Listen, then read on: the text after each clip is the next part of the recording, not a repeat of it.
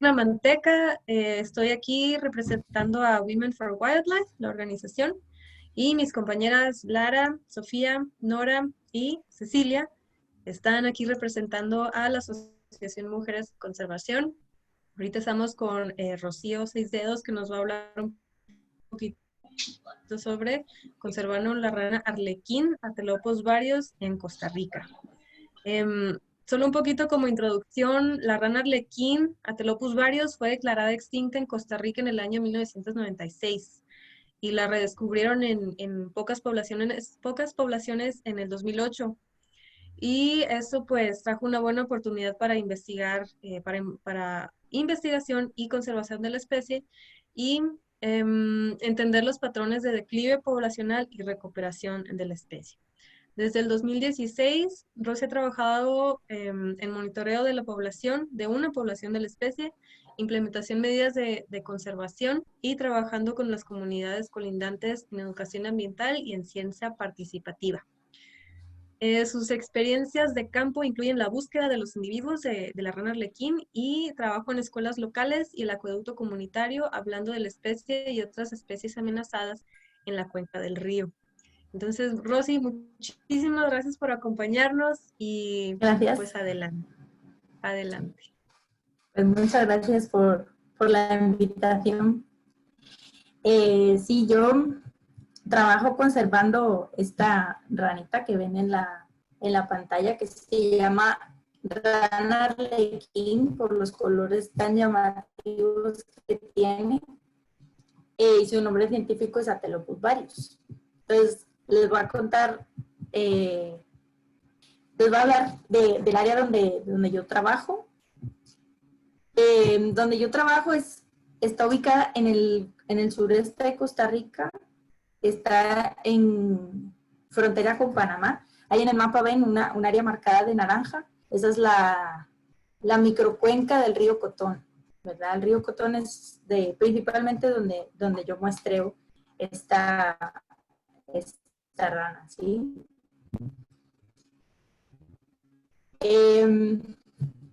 Se trata de una zona de bosque que está en la zona protectora de las tablas, que está manejado por Costa Rica y Panamá. Entonces, en esa zona tiene mucha importancia porque es uno de los bosques continuos que quedan en todo Centroamérica. Porque une desde la zona protectora de las tablas, ya se une al Parque Internacional La Amistad, y todo eso llega a Panamá, ¿sí? También tiene mucha importancia la zona específica donde yo trabajo, en la zona protectora de las tablas, porque protege una franja altitudinal de bosque que ya prácticamente no queda protegida en todo Centroamérica. Donde yo trabajo es principalmente bosque húmedo premontano. Y esto es más o menos cómo se ve el área donde yo trabajo cuando no está bien metido ahí, y así es como se ve cuando uno sale. Esto es desde la zona protectora, las tablas, todo eso que se ve en la imagen es pues el bosque continuo, ¿verdad? Como hacia la izquierda de la imagen ya entraría uno en la zona protectora, las tablas, y hacia el Parque Internacional La Amistad, y hacia la parte derecha uno ya saldría como a las zonas rurales colindantes, ¿sí? El contexto socioeconómico que hay en ese área, pues son personas que tienen un índice socioeconómico bastante bajo, o sea, de los índices socioeconómicos más bajitos de todo Costa Rica, pero tienen un nivel de satisfacción social alto, ¿sí? O sea, ellos se organizan mucho, tienen muchas organizaciones basadas en comunidades, como las asadas y organizaciones de mujeres, pero sin embargo a nivel económico sí ya no tienen ese nivel de satisfacción. Hay bastante población indígena, sobre todo en la época de finales de año que empieza la recogida de café. Entonces todo esto es un contexto que más adelante vamos a ver que hay que tener muy en cuenta, ¿verdad?, a la hora de trabajar con las comunidades. Muy rápido, os voy a hablar un poquito de la biología de la especie ya con la que yo trabajo. Y es que ella, bueno, es endémica de Costa Rica y Panamá y habita como este tipo de ríos y quebradas que vemos en las imágenes. Necesita aguas muy limpias y muy oxigenadas para reproducirse, ya que los renacuajos, como vemos en la imagen, ellos no nadan, ellos tienen una ventosa ventral, entonces se quedan pegados a las rocas, entonces sí necesitan que haya mucha agua, ¿verdad? Fluyendo, bien oxigenada. Uh-huh. Aquí vemos uno que ya, el que sale como en la bolsita, vemos que se le ve un poquito la ventosa, aunque ya se está como reabsorbiendo, que ya le están saliendo las patitas. Estos renacuajos los vemos como a principios de año, entre enero y abril. Y en abril emergen estos metamorfos, que solo son visibles durante muy poquito tiempo, porque enseguida ya crecen un poquito más, se transforman en estos juveniles y se dispersan en el bosque y se entierran en la hojarasca. Son bastante difíciles de ver porque tienen un tamaño pequeño y se camuflan bastante bien con estos colores verdosos y amarillentos, se camuflan muy bien en la hojarasca y en el musgo. Más adelante crecen a ser estos adultos que ya tienen una coloración más naranja, más brillante. Y durante toda la época de lluvias, que aquí en Costa Rica, bueno, en el área de estudio principalmente vaya como desde abril, mayo, hasta noviembre más o menos, son bastante difíciles de ver, se dispersan mucho en el bosque. Y en octubre ya se empieza a ver que los adultos empiezan a congregarse en las orillas de los bosques, del río, perdón, y es cuando ocurren los amplexos, que es lo que vemos en la imagen de la izquierda. Entonces, la hembra pone los huevos como en zonas apartaditas de los ríos, pero que sí fluya bastante agua, porque necesitan mucho oxígeno, como dije antes. Esos huevos duran muy poquitos días, duran nada más unos poquitos días en eclosionar. De hecho, nosotros nunca hemos encontrado huevos. Y de esta manera vuelve a comenzar el ciclo de vida de la especie, ¿verdad? Entonces, más o menos en un año completo se ven todas las fases de desarrollo de la Telopus varius. Entonces, les voy a comentar un poquito la conservación y las amenazas a las que se enfrenta esta especie. Como les dije, es endémica de Costa Rica y Panamá. Y antes era bastante común. Su rango altitudinal va desde los 0 metros hasta los 2000 más o menos sobre el nivel del mar. Entonces, este es un mapa de su distribución histórica, porque antes era una especie bastante común, pero como decía antes Mirna, en el año 96 se declaró extinta, porque antes se monitoreaba bastante, se hacían conteos, pero a partir de como finales de los años 80 se dejó de ver. A principios de los años 90 se siguió haciendo estudios y en el año 94 creo que ya dejaron de verla del todo. Entonces, en 1996 la declararon extinta para Costa Rica. Hasta que en el año 2008 se descubrieron un par de poblaciones en el sureste y la especie pasó a estar clasificada como críticamente amenazada por la IUCN. Entonces, claro, pues como decía Mirna, eso es una muy buena oportunidad, ¿verdad? ¿Quién tiene oportunidad de trabajar con una especie que ha estado extinta, bueno, que se ha considerado extinta durante bastantes años? Entonces, hasta más o menos los 90, las amenazas que se consideraban para esta especie pues eran las típicas, ¿no? Cambio climático, perturbación del hábitat, tráfico ilegal, introducción de especies amenazadas. Pero a partir de los años 90 se empezó a considerar el hongo quitrideo como una amenaza bastante grande para esta especie, ¿no? Que el hongo quitrideo fue un hongo que fue diezmando poblaciones de anfibios a nivel global. Entonces, ¿qué pasa? Que esta especie en particular, junto con otras, son vulnerables debido a que dependen del agua para su reproducción. Entonces, como el hongo se mantiene en el agua, estas esta especie y otras que también dependen del agua para la reproducción, pues son bastante vulnerables, ¿no? Entonces en la imagen, esa número 1, vemos un individuo muerto. Todos los individuos muertos que hemos encontrado han dado positivo para Chytridium. Otra amenaza puede ser la depredación. Ahí y en muchos otros ríos de Costa Rica hay trucha arcoíris introducida. Entonces eso es una potencial amenaza que puede afectar a la población. Y también hemos reportado depredación por parte de un género de chinches de agua, como el que ven en la imagen, depredando un individuo adulto, que uno pensaría que no, podría no ser tan común, pero sí, sí lo hemos visto. Y luego, aunque no se considera una amenaza a nivel global para esta especie en particular, nosotros a nivel local sí consideramos la perturbación del hábitat como una amenaza para esta población en particular. Porque, bueno, en el mapa vemos toda esa línea, es el tramo de río que nosotros muestreamos. Entonces, la parte más o menos de la izquierda, o sea, de la mitad para la izquierda, en el mapa se puede ver que es una zona que tiene más potreros, está más intervenida, y de hecho había zonas en las que no había prácticamente nada de vegetación en las orillas del río, incluso el ganado tenía acceso a las orillas del río. Entonces todo esto hacia que no hemos encontrado evidencia de reproducción de la especie. Entonces hemos encontrado individuos adultos esporádicamente, pero no hemos encontrado evidencia de reproducción, o sea, no hemos encontrado metamorfos, no hemos encontrado amplexos, no hemos encontrado juveniles de pequeño tamaño.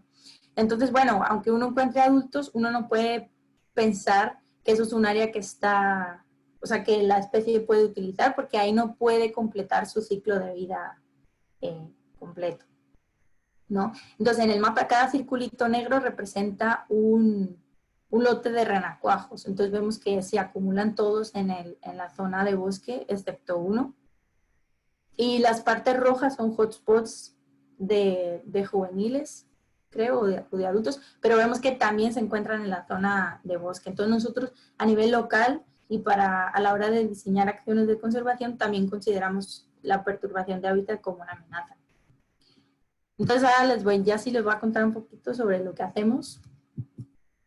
Y lo primero es el monitoreo, porque como les comentaba antes, poder trabajar con una especie que se ha considerado extinta es una muy buena oportunidad de conservación y de investigación. Entonces el monitoreo es algo primordial, porque necesitamos tener datos de qué es lo que está ocurriendo año tras año para poder conocer la dinámica poblacional natural que puede tener esta especie, ¿verdad? Entonces, no predeclive, por así decirlo, de antes de que llegase el hongo Chytridium en los años 90, hay datos como de abundancia, ¿no? Como de números de individuos que encontraban por muestreo. Pero después de este declive y el resurgimiento de la población, pues hay que ir viendo cómo efectivamente avanza esta población. Entonces, para ello llevamos a cabo un monitoreo en el que muestreamos esa zona del río que salía en el mapa, y cada individuo que encontramos lo agarramos con una bolsa, le tomamos la coordenada, lo pesamos, le hacemos observaciones de si tiene alguna enfermedad, si se ve sano principalmente. Y muy importante, tomamos su medida, la longitud rostro-cloacal, porque esta medida nos ayuda a clasificarlos en grupos de edad. Con estos grupos de edad nosotros podemos hacer los análisis poblacionales para poder, pues, tener una base para después las acciones de conservación. Por último, les tomamos una foto dorsal y ventral a cada uno de los individuos, porque tienen un patrón único de manchas. Entonces, esto nos ayuda a identificar los individuos y a hacer historias de captura-recaptura. Entonces, por ejemplo, en la imagen de medio se ve que las los dos dorsos son diferentes y los dos vientres son diferentes. Entonces nosotros sabemos que son individuos distintos. Y en la imagen de la derecha del todo vemos 3 fotos ventrales que pertenecen al mismo individuo porque tienen el mismo patrón de manchas. Entonces sabemos que ese mismo individuo nos lo encontramos, por ejemplo, en el mes de febrero, en abril y después en octubre, por ejemplo. Entonces vamos teniendo el registro de todos esos encuentros y podemos hacer una historia de captura-recaptura para cada individuo y así sacar estimaciones poblacionales como supervivencia, o sea, probabilidad de supervivencia, tasa de reclutamiento, tasa de crecimiento o decrecimiento de la población. Entonces, todo esto nos ayuda a ir viendo primero cómo va la población y después nos va a servir para medir el efecto de las acciones que estamos llevando a cabo para mitigar las amenazas. Entonces, ahora les voy a contar un poquito sobre las acciones de conservación que hemos hecho nosotros en el área de estudio. La primera que nos pareció importante fue tratar de mitigar el efecto del hongo quitrídeo. Nosotros habíamos identificado una sola cepa en el área de estudio, entonces implementamos un protocolo de bioseguridad para evitar la salida de esta cepa a zonas colindantes y evitar la entrada de otra cepa a la que a lo mejor esta población no estaba acostumbrada y podía volver a provocar otro declive. Entonces, este protocolo básicamente consiste en desinfectar las llantas de los carros que entran a la zona, desinfectar las botas, porque como todo eso tiene como grietitas, sí, como hendiduras, en esas hendiduras, si se queda barro húmedo o humedad, ahí pueden quedarse las esporas del hongo. Entonces, si tú te trasladas con esas botas de una localidad a otra o con ese coche de una localidad a otra, puedes estar llevando pues el hongo. Entonces, nosotros en particular lo que hacemos es que a las personas que llegan de visitantes, o bien les damos botas que nosotros tenemos allí para uso exclusivo en el área de estudio, o bien las botas que traen los visitantes, pues se desinfectan con cloro al 4%. También, bueno, tratamos de evitar la entrada pues si no es necesaria, al área de estudio, o sea, básicamente para hacer el monitoreo y el seguimiento de la población, es que vamos al río. Y luego también otros equipos que se puedan traer, ¿verdad? Ya sean trípodes, cámaras, cualquier equipo que uno lleve a campo, básicamente también lo desinfectamos, ya sea con cloro al 4% o con alcohol al 70%. Lo que les comentaba antes de la depredación, tratamos de hacer como unos encierros, no sé si se ve bien en la foto de la derecha, como una malla verde debajo como de un árbol. Entonces ahí lo que hicimos fue poner una malla que dejase pasar el agua para que siguiese fluyendo todo con toda la normalidad posible, encerrando lotes de renacuajos. Entonces, para evitar una posible predación por parte de la trucha. Lo que pasa es que esta acción en realidad, luego vimos que había metamorfos que emergían tanto en lugares con malla como en lugares sin malla. Entonces, en realidad, es una medida que dejamos de hacer. Porque de hecho para esto o sea, sirve el seguimiento, ¿verdad? Porque te vas dando cuenta de qué medidas te sirven, qué medidas no te sirven, en cuáles te merece la pena poner esfuerzo o poner fondos o invertir tiempo. ¿Sí? Entonces nos dimos cuenta que en realidad no merecía tanto la pena porque estaba habiendo emergencia de metamorfos en todos lados en realidad. Para atacar la amenaza de la perturbación del hábitat y tratar de darle continuidad, ¿verdad?, a toda la zona del río, vimos que en la parte de la derecha de la imagen del mapa inicial había bosque, luego hay una parte perturbada y más abajo vuelve a haber bosque. Entonces la idea es como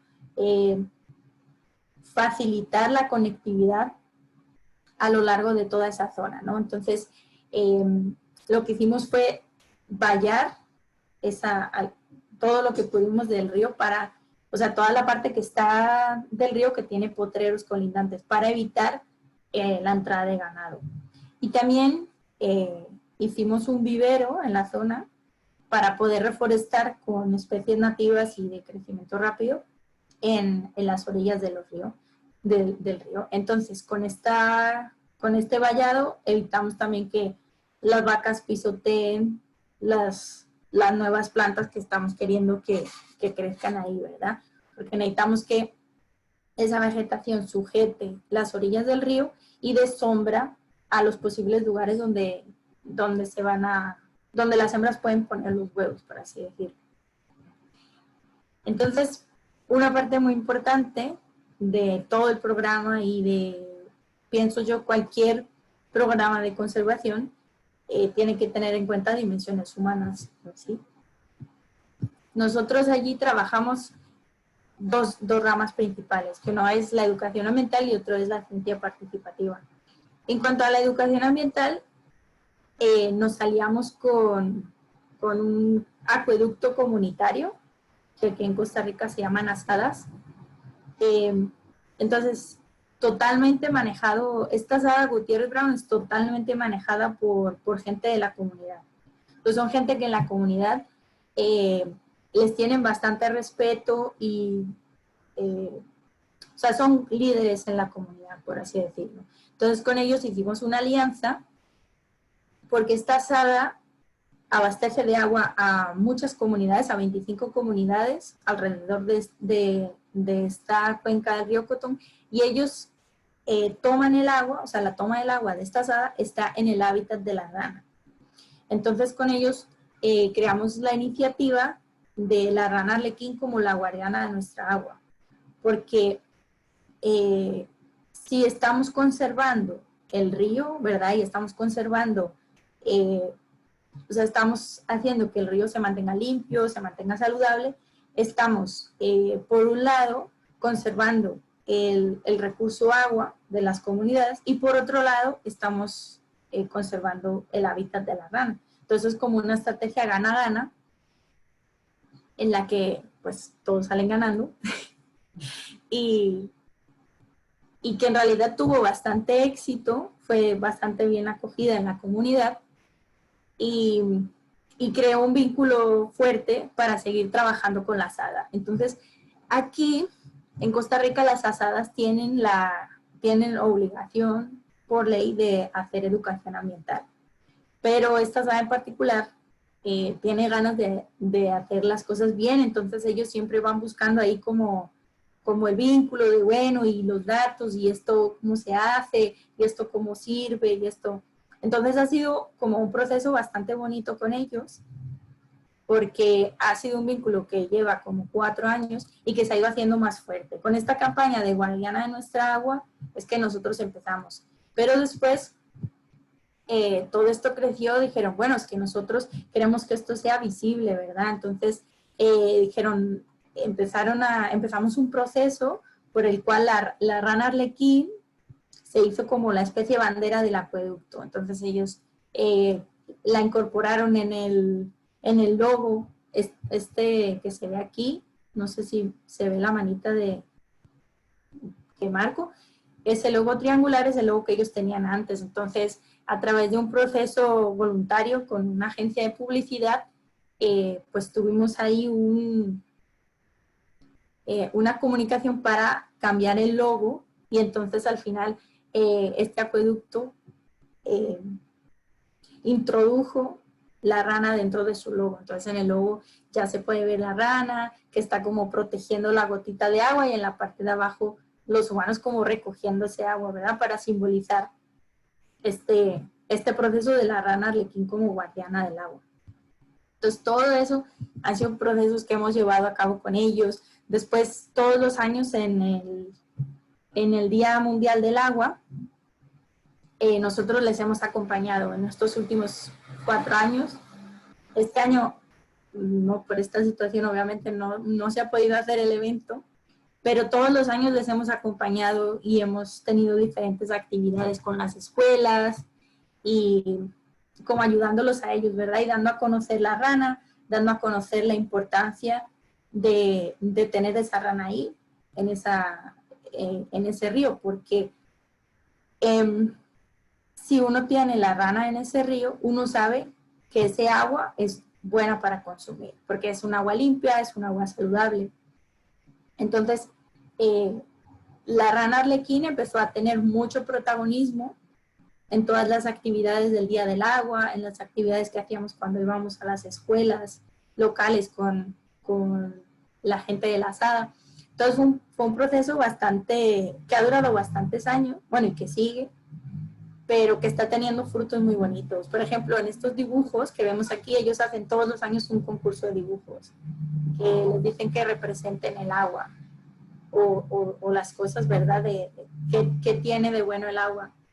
Y el año pasado nos dimos cuenta que el 65% de los dibujos de los niños tenían la rana arlequín representada en algún lugar del dibujo. Entonces ya la han adaptado como suya, ya saben que es una rana que ya casi no queda en ningún lado, que ellos ahí tienen una población muy importante.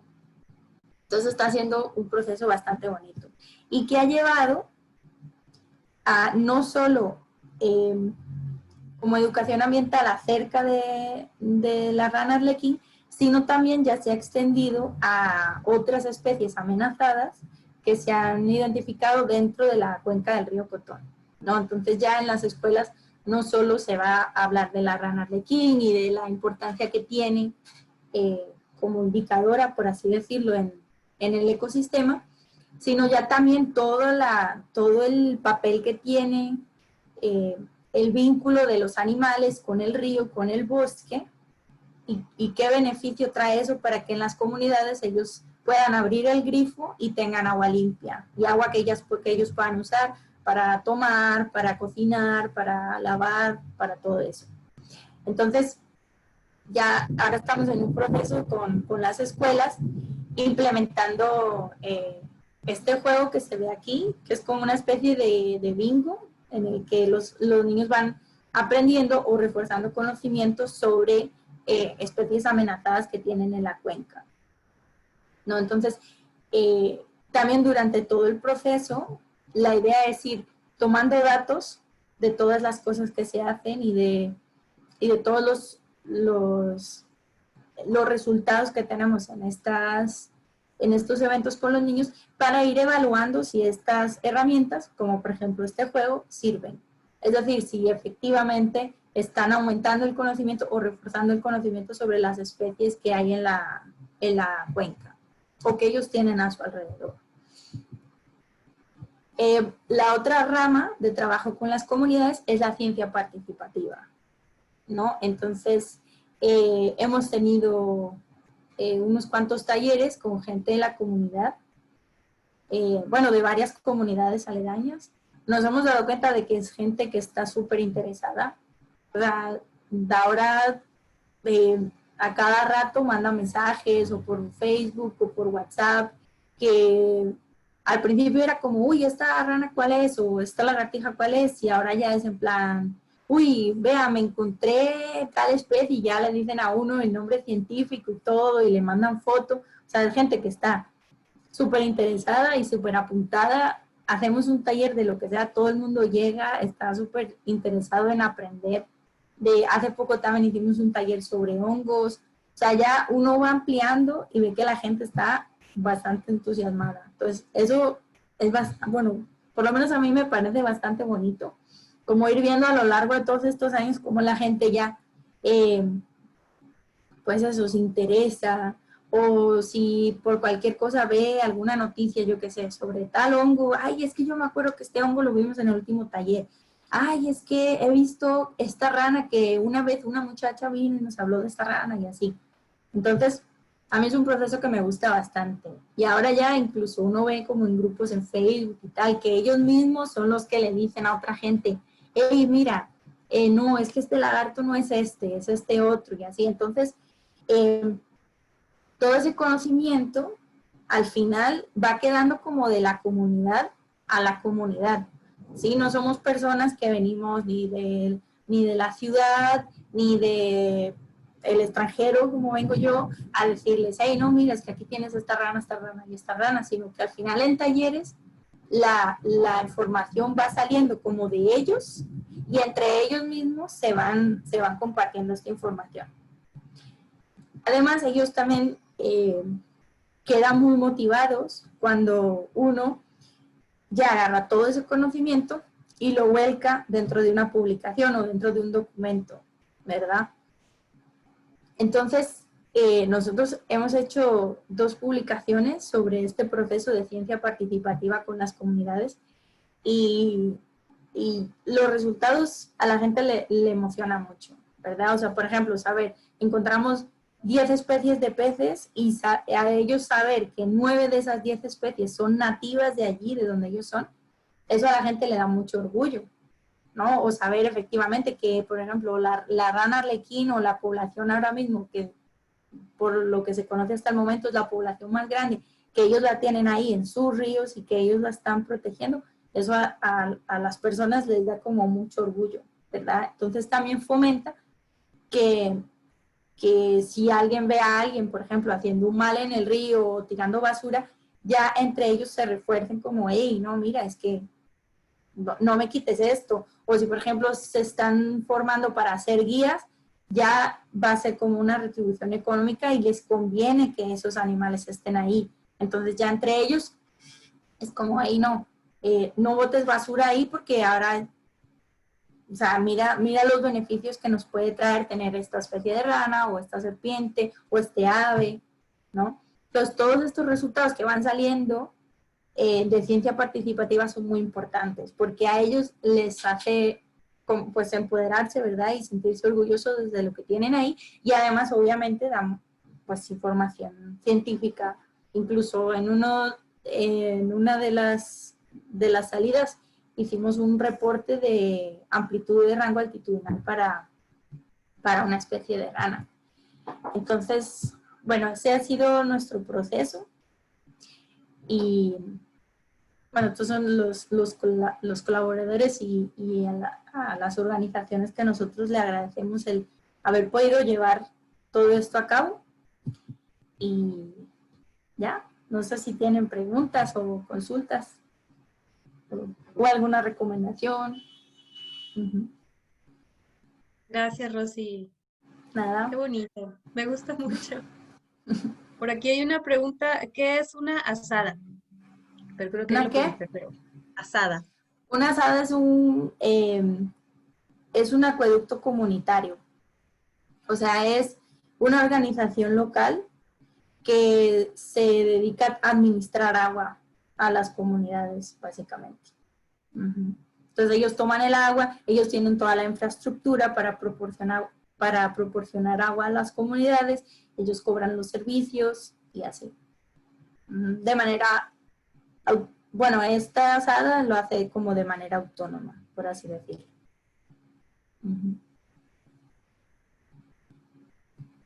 A ver, ahí va otra.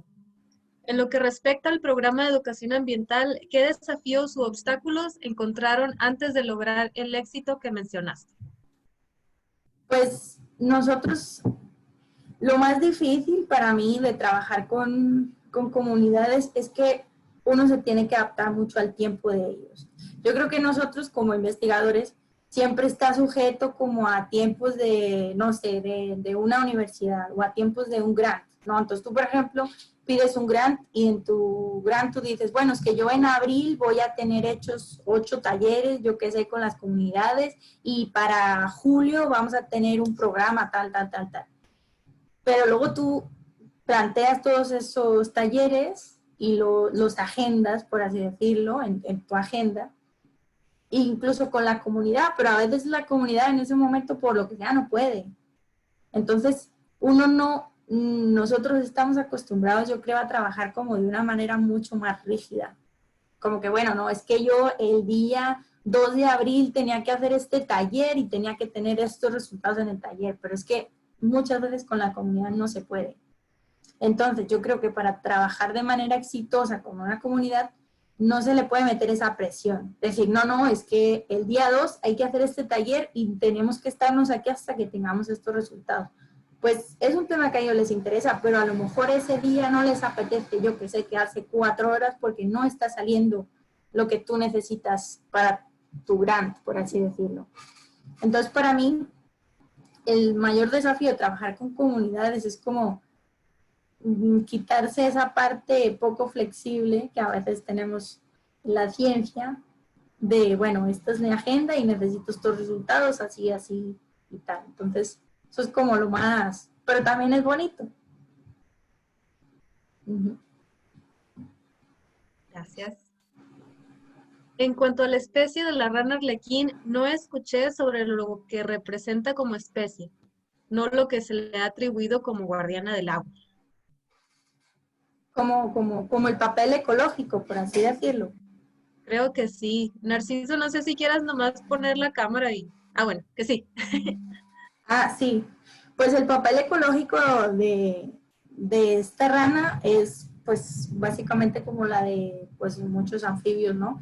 Que es el controlar plagas, porque consume insectos, consume hormigas, ¿sí? Además que sirve de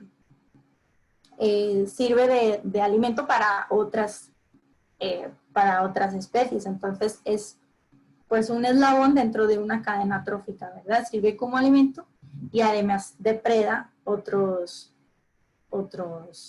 insectos. Uh-huh. Ya la función esa de conservación se la ponemos nosotros, por así decirlo, ¿verdad? Ya esa función de especie bandera ya es una función que nosotros le podemos poner porque se trata de una especie pues bonita, entonces sería mucho más difícil, por ejemplo, hacerlo con una que no fuese tan carismática, por así decirlo. Pero eso ya es una función que nosotros le atribuimos, ¿no? Uh-huh.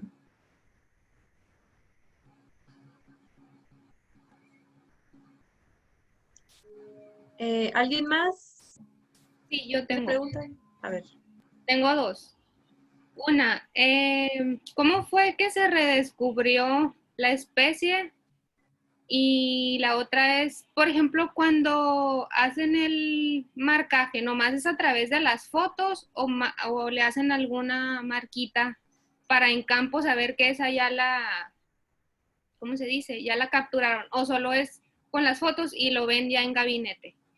Ok, pues la primera pregunta de cuándo se redescubrió, a lo que yo sé, fue en 2008, aunque creo que anteriormente había habido avistamientos de algunos otros individuos en otra localidad, pero de esta población fue en 2008 y creo que fue, bueno, yo ahí todavía no estaba aquí trabajando, sí, pero fueron a hacer como exploraciones en el río, ¿verdad? O a poner cámaras trampa, no recuerdo bien, y iban con gente de la comunidad, entonces al parecer como que llegó, pues, ¿verdad? Que como les dije, la gente es como muy apuntada y muy curiosa, y como que llegó un chiquito con una rana en la mano, en plan, hey, ¿y esto qué es? Y dije, bueno, resulta que es una rana que se creía extinta.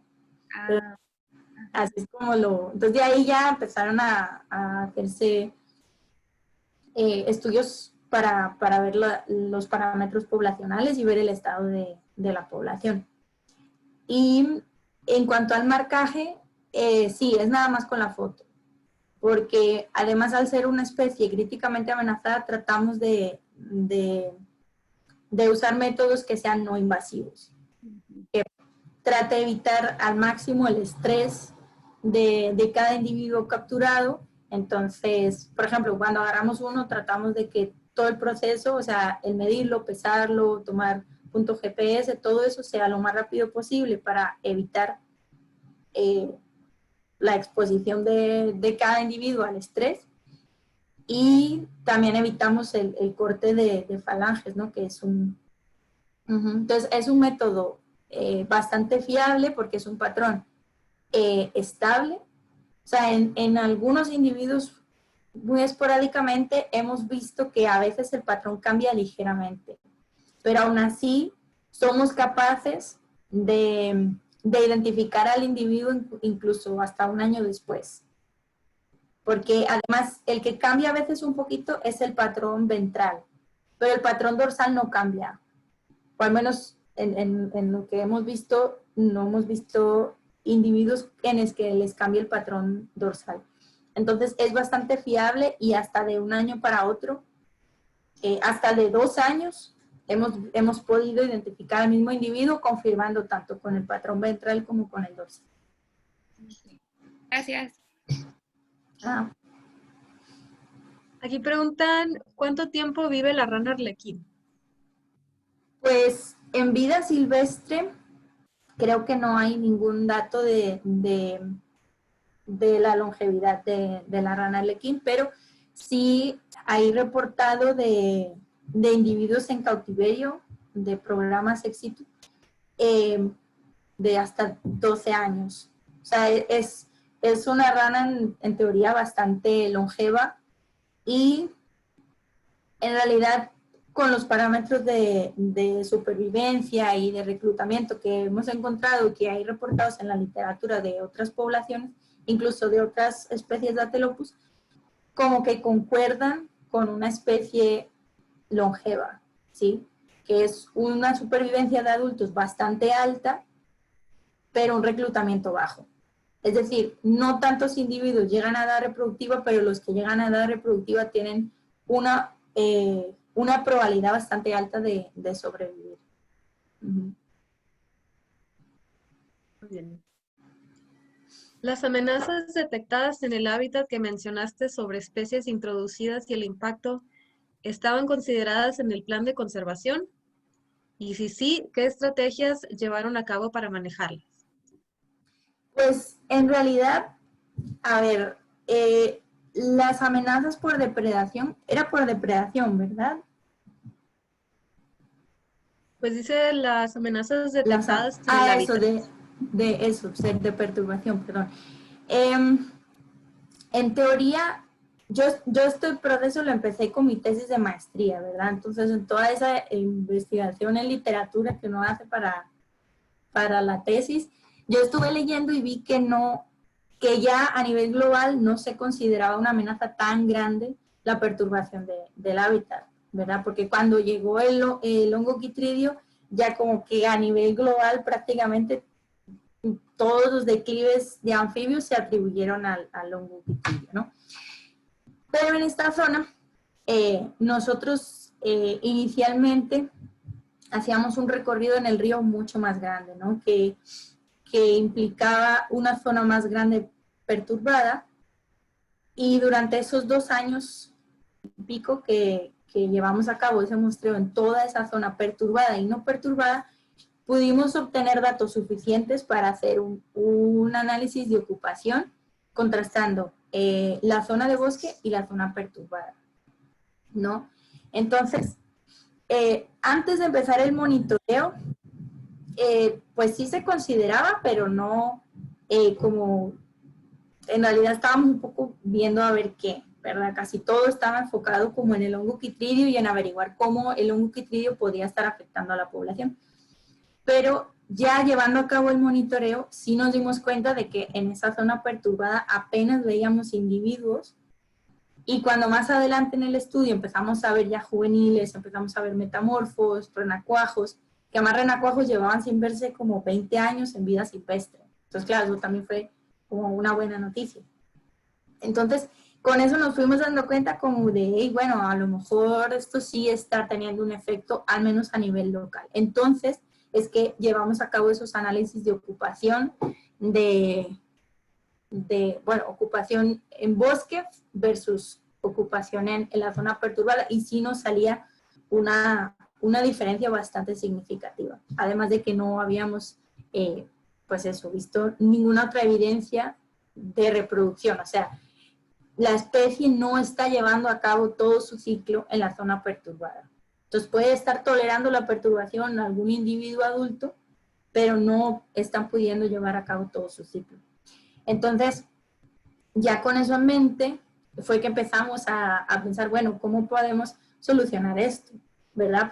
Para que el hábitat que ella está utilizando no esté tan restringido, por así decirlo. Entonces fue que empezamos a hacer estos esfuerzos de de vivero para hacer reforestación y de vallar la zona en la que tenía acceso el ganado al río. Entonces, bueno, eso ha sido este año, o sea, bueno, este año pasado, en 2019, y la idea es seguir haciendo monitoreo de la población, seguir haciendo análisis poblacionales, de supervivencia, de reclutamiento, de densidad de individuos, para ver si efectivamente eso está sirviendo, ¿verdad? Si empezamos a ver metamorfos o juveniles o renacuajos en esa zona, pues ya vamos a ir viendo si esas acciones están funcionando o no.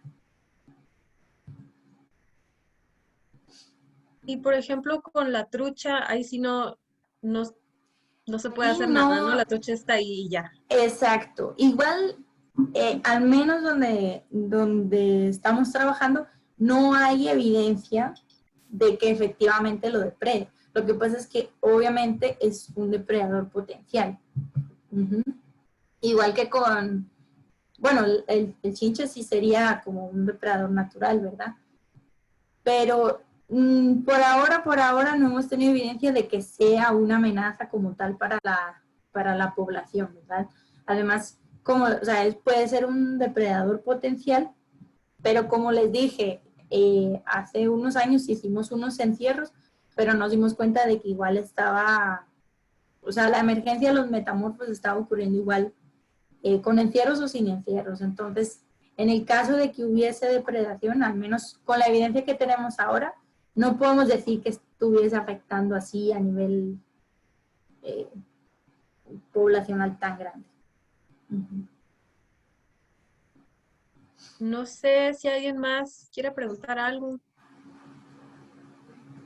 Que nos platique, Rocío, un poquito, ya fuera de la formalidad, de lo académico, de su experiencia en Costa Rica, cómo llegó ahí, qué le ha gustado, alguna nota cultural por ahí.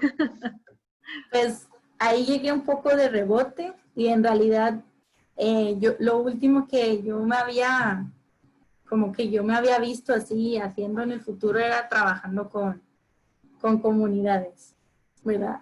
O sea, uno piensa, bueno, yo me metí en esto de la biología y la conservación por los animalitos, pero al final lo que menos esperaba, que es trabajar con las comunidades y con la gente local, es de lo que más me está gustando. De hecho, creo que se ha visto en la presentación que me he demorado mucho más hablando de esa parte de las dimensiones humanas, porque la verdad es algo que me gusta mucho. O sea, me está gustando. A lo mejor es que esta experiencia ha sido una bonita primera experiencia, pero además me parece primordial. O sea, viendo los efectos positivos, ahora, si uno se mueve por ahí en carro, uno ve montones y montones de carros con la pegatina o el sticker de la rana Arlequín como guardiana del agua y no sé qué, o uno ya llega a la escuela y ya lo empiezan a reconocer, ay, usted es la muchacha que habla de la rana Arlequín, no sé qué. Todo eso es como bastante gratificante, no sé, yo nunca me había visto viendo eso, o sea, haciendo eso, y las respuestas que uno tiene son bastante gratificantes. O sea, uno ve que está sirviendo para lo que uno hizo, que al final es ayudar a conservar una especie críticamente amenazada. Entonces, bueno, a mí al principio me costó porque había veces que no me entendían bien, sobre todo en las escuelas, porque principalmente por la conjugación del verbo de vosotros sabéis tal cosa o hacéis tal cosa o observáis tal cosa, había muchas veces que con esa conjugación tan española se me quedaban así como un poco, ¿qué dices? Pero bueno, ha sido, o sea, bueno, está siendo una experiencia bastante bonita y que en realidad, bueno, a mí personalmente me incentiva todavía más a seguir con la parte más académica o más científica ya del monitoreo y del análisis poblacional. Uh-huh. Qué padre, gracias. Nada. Y, por ejemplo, trabajando en comunidades pues, tan pequeñas, tú como mujer científica o sea, has tenido experiencias como que la gente no te cree o no te ve como una persona que sabe, no sé. Alguna vez sí, porque todo el mundo te da como un recibimiento muy, muy cálido y muy agradable y llegas y te tratan en plan, bueno, toma un café, toma no sé qué, te tratan muy bien y son muy amables, pero a la hora de a lo mejor plantear una parte del proyecto o plantear, no sé, una metodología, lo que sea, a veces sí es como que, bueno, pues sí, te escuchan y todo, pero a lo mejor tienen como que confirmar con el investigador. Y eso sí, a veces es un poco raro al principio, pero también me he dado cuenta de que a lo largo del tiempo, en estos 4 años que llevo conociendo a esa gente, interactuando con ellas, eso sí ha ido cambiando bastante. O sea, ahora a veces ya es como, bueno, yo ya soy parte del equipo, no soy ahí alguien que... Entonces, eso siempre está bien. Al final, a uno la van conociendo y van viendo que, bueno, que ya no es... Pero al principio sí era un poco como, pero ¿y usted se mete al río? Y usted, sí, como que, no sé, como que andar metida en el río con las botas de hule o no sé, llegar toda mojada a la estación a almorzar en vez de estar ahí preparando el almuerzo, pues era un poco raro. Y era como, uy, y muy, muy, muy valiente usted y así, pero ya se me iba acostumbrando. Y ahora ya sí me he dado cuenta que el trato es bastante diferente conmigo. Uh-huh. Sí, así pasa. Sí. Supongo que le habrá pasado a muchas más de vosotras. Sí, es igual por acá. Eso de que la gente tiene que como que corroborar con el jefe, con el hombre, con el investigador, pues yo creo que se da Uh-huh. en toda Latinoamérica, en todo el mundo. Pero Sí, igual, o sea, sí, una vez que conoces a la gente y te conocen a ti, ya como que subes de nivel. sí, exacto. Y además uno, bueno, sobre todo en zonas rurales, ¿verdad? Pienso yo que a veces hay gente que es más como, bueno, esta persona viene en la ciudad, entonces están por hecho que uno va a llegar como con algún tipo de prepotencia, como, ah, no, es que como viene de la ciudad, tal. Pero ya se dan cuenta de que no, bueno, al menos en mi caso no es así. Y ya así como que, o al menos en mi caso también a veces es como curiosidad, como, ¿y en su país esto cómo se hace? Y en su país, o en plan, su abuela, ¿qué piensa? Metida en el río con el agua hasta la cintura, cosas así. Ay, no. ¿Alguien Pero es más? una interacción Ya interesante. casi terminamos, pero pues aquí está Rosy, hay que aprovecharla. Yo tengo una preguntita. Uh-huh. ¿Puedo? Sí, sí, claro. Oye, Rosy, de esto que nos hablas de trabajar en las comunidades rurales y trabajar con los jóvenes, porque has estado en escuelas también, ¿no? Dentro de las mismas comunidades. ¿Tú has visto cómo ha cambiado también la percepción de los jóvenes en cuanto a su medio ambiente y en cuanto a su apreciación por pues sus ecosistemas y todo, pero también como dentro de las posibilidades de lo que puedan hacer ellos en un futuro con sus vidas, como dedicarse a este tipo de trabajos a lo mejor? ¿Has visto ese tipo de reacción en los jóvenes? Sí, en algunos sí, y de hecho hay algunas cosas muy interesantes que hemos visto, que es que a veces uno llega y hace una pregunta así como de, bueno, no sé, esta especie, ¿dónde vive, por ejemplo?